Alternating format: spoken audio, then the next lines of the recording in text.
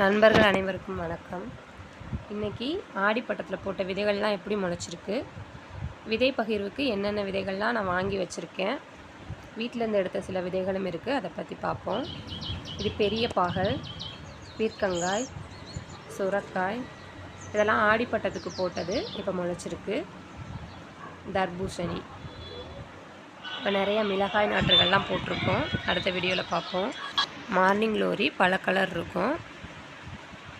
இது பூனைக்காளி வெள்ளை நிறம், பஞ்சு பீர்க்கன் கொடி வகை. இது ஒரு வகையான வெண்டைக்காய்.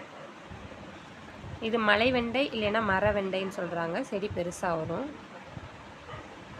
இது கொடி தம்பட்டை, தம்பட்டை அவரை. இது பூ காஸ்மோஸ் அடுக்கு ஆரஞ்சு கலர். இது கொடி காராமணி. இது டபுள் பீன்ஸ். இது பீர்க்கன். அப்புறம் அவரைக்காயில் 2 ரகம் இருக்குது. கோழி அவரைன்னு சொல்லுவாங்க, பச்சை நிற கோழி அவரை, பர்பிள் கலர் கோழி அவரை. விதைகள் நம்ம சப்ஸ்கிரைபருக்கு இலவசமாக கொடுக்குறோம். ஒருத்தவங்களுக்கு 1 அல்லது 2 ரகம் கொடுக்குறோம்.